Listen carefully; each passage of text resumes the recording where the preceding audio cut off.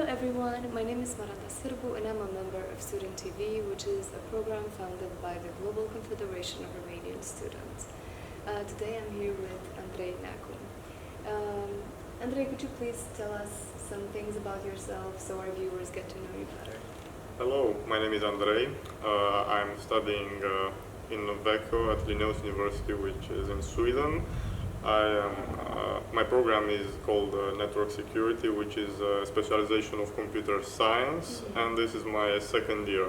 So I can tell you a couple things about what my life is in Sweden and pretty much what to expect if you wish to come here. So you've studied your first year, now you're in your second one. Do you plan to study your whole bachelor program here? Yeah, I'm a full-time student, and I'm pretty much gonna live in Veco for the next 2 years, definitely. So if you hurry up, you might catch me here. So how is your program? Do you like it? I would say it's quite average in my case, because I feel like the courses sometimes, it's not that they're easy, they just aren't really what I was expecting initially, because I'm supposed to be a network engineer, and more than half of the courses here are in actually programming. But this being a computer science program doesn't really matter. I just wished it was more targeted for what I wanted. Now, though, I don't really care because I'm going to shift my major a little, so where I started is not important. But for the people that want to study specifically networking, it's not the best, definitely. But then again, you can't really find a program that's very good for networking. Are you planning to study for your master's in another country where you can do this program in a better way? For now, I plan to study a master's here in Sweden, but at another university. And pretty much you specialize at the master's, so what you do in the bachelor is not really relevant. Like if you go on any master's admission page where the requirements are, you can see pretty much what you need, and usually you need like 4-6 courses, and the rest is irrelevant. So that's the same with me. Okay. So where are you from? Oh, I'm from Brașov in Romania, and I lived there for let's say 5-7 years. I have no idea really, and now I'm here. So you've been moving around all your life? Yeah, constantly moving around.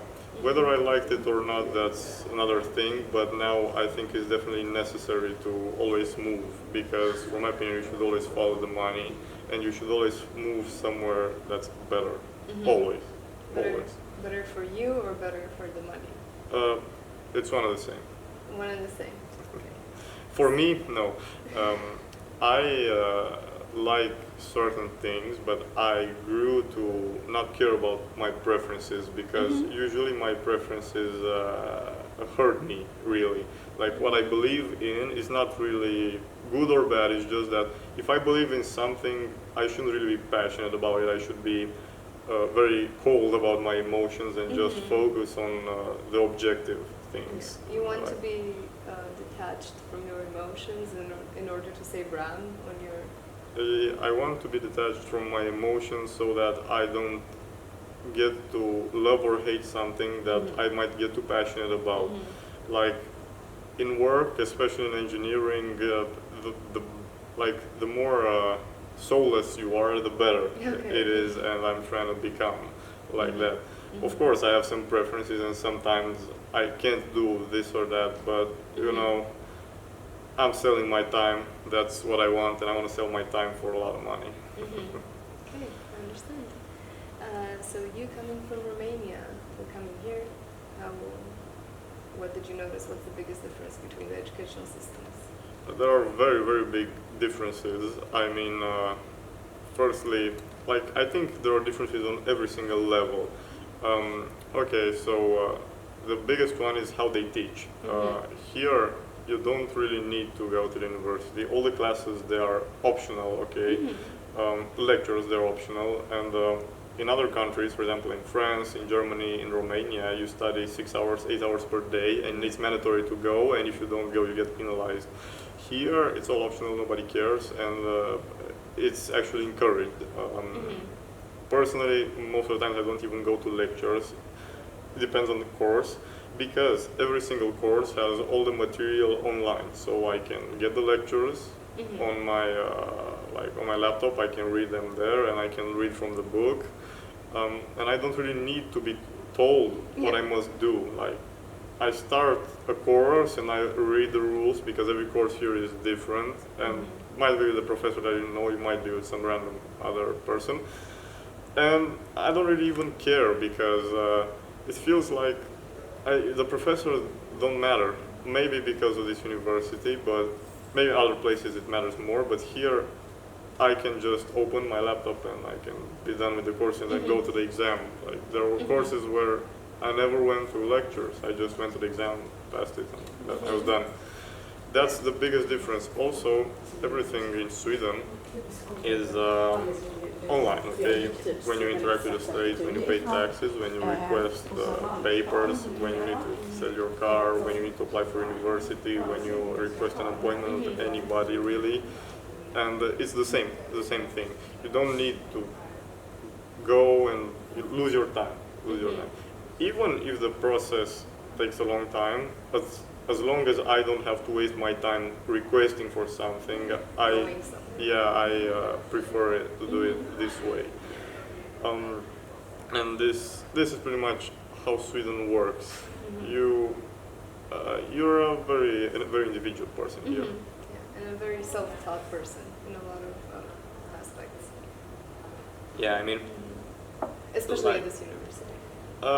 Everywhere in Sweden, because like, even I'm a full-time student here, but I like, even the courses that you're supposed to be here physically, they're like remote courses anyway. And so do you do some other things as well? Well, pretty much. Sometimes I take photos. That's my hobby. Sometimes I do a couple things electrically. Sometimes I repair my bike. But really, I don't do that many things outside of now, because I find that university is not very challenging. It just takes a long time and a lot of energy out of me. And it's probably because I picked one of the hardest courses at this school. Like, if I were to pick something easier, it would have been better.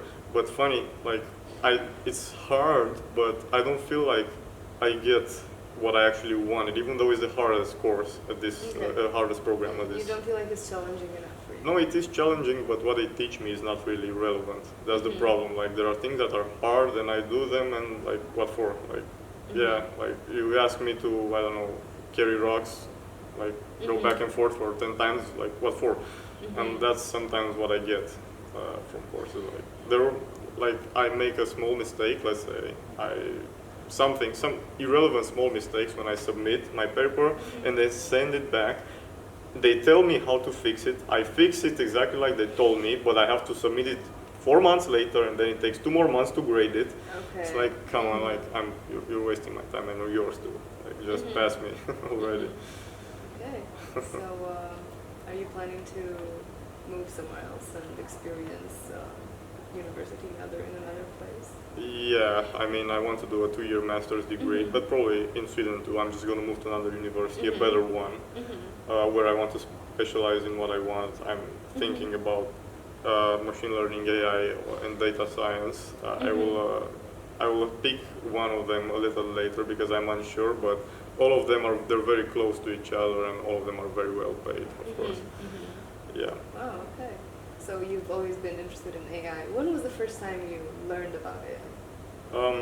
I think 5 years ago, when I started to look into how Google targets ads to you, and also how Google pretty much they use a lot of AI to direct products and direct links to you, and that was really interesting. Also, AI was it still is, but it's a subset really of AI.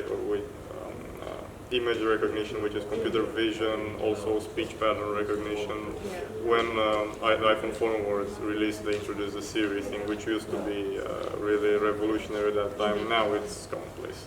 So that's when I started to learn more about AI. Now I think it's very, very important, and I'm 100% sure that the next 20 years will be absolutely dominated by AI. We will live in a society where if people thought the winners take it all now, they gotta rethink this idea, because tomorrow the wealth redistribution is gonna go crazy. I mean, all the jobs that are repetitive and simple are going to be absolutely destroyed. Simply put, all the drivers, they're going to disappear. All the commercial drivers, all the manual laborers, all the cashiers are going to disappear. Half probably of restaurant staff, agriculture, and more deliveries to. The society we have in place right now, it's not ready for what's coming, for sure. It's not.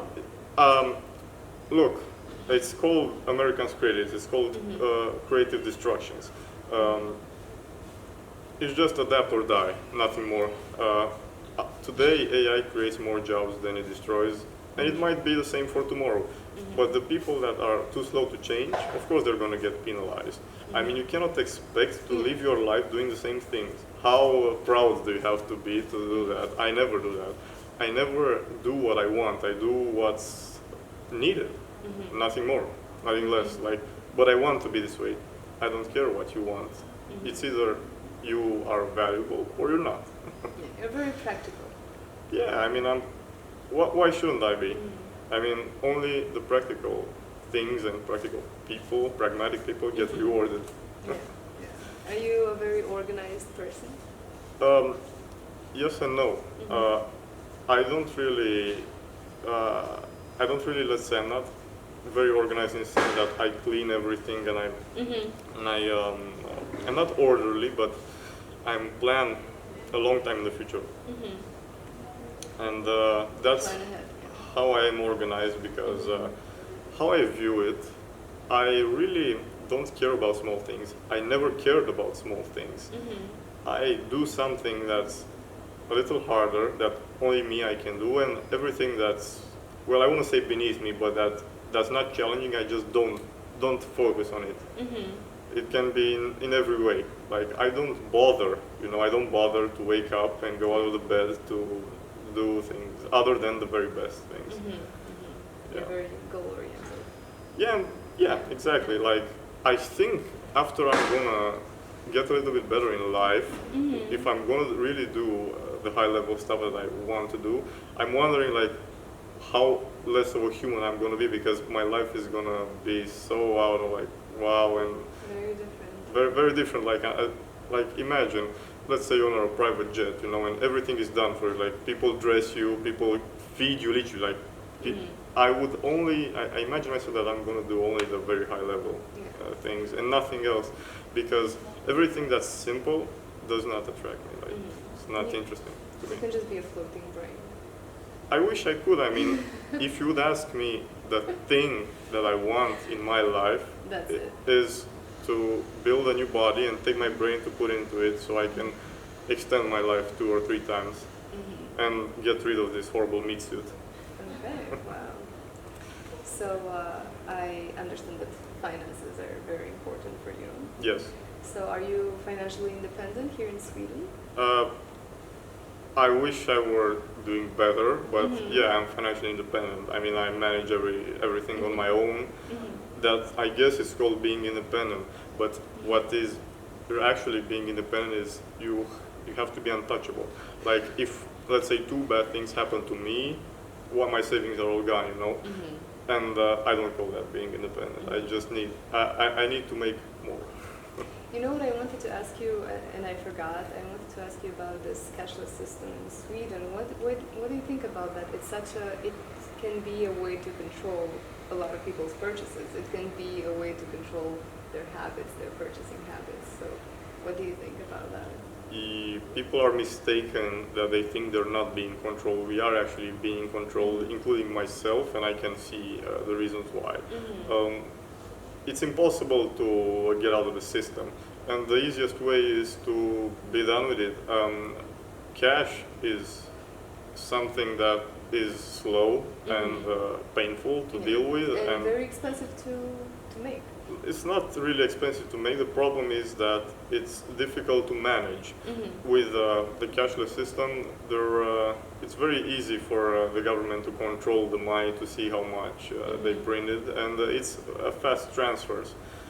I really prefer the cashless system in Sweden, but the problem is, like, I've seen some studies basically where, okay, if I'm paying something with the cash that I can feel, I feel pain in my, pain pretty much in my brain, but when I pay with a credit card or something like that, it's just numbers to me, and for me, it's been this way for many years. Like, for me, money is just a number. If I have 1 billion euros tomorrow, I'm not going to feel anything. Like, it's just a number, and I can pay and buy whatever I want, and it kind of feels the same like here. I don't actually care about the prices, I'm just paying them. And I think that's the only downside. Other than that, I love it. It's fast and it's inconvenient. I don't have to carry a wallet anymore, I can just use my phone. Okay. Are you a beneficiary of the Swedish state scholarships? Yeah, I mean, that's one of the reasons I came here, because universities are good.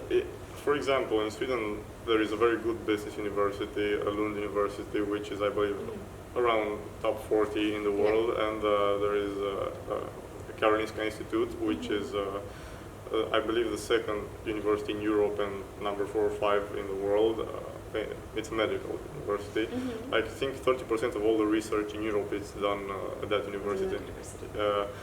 But for me, for computer science and engineering, there are good universities, but not quite to that level. But still, they are free, and it's enough for me. It doesn't have to be the very best, as long as it's free. And the second reason is that, yeah, while you're a student, you can actually get some grants for you that can help you study here. I mean, I don't get any money from my family. I'm supporting myself, and I don't even work. Yeah, you're completely financially independent. Yeah. And acquiring the scholarships is fairly easy. It depends how you define fairly easy. For me, it was very easy because I knew how to get them, I knew what to do, and it's just something that you do. But for other people, they can't be bothered, to do the process. Nothing more, nothing less. As long as you do the steps, it's easy to get it. Yeah. So, tell me more about yourself. Tell me more about your childhood. Where did you grow up? Well, I grew up in Romania. I was born in Romania, and I've been in all the areas in Romania. I think I know Romania very well, but I'm not so sure anymore because I lived everywhere. But it's very strange. Like, it's very strange because the people in Romania, their culture is a little less developed in every way. And if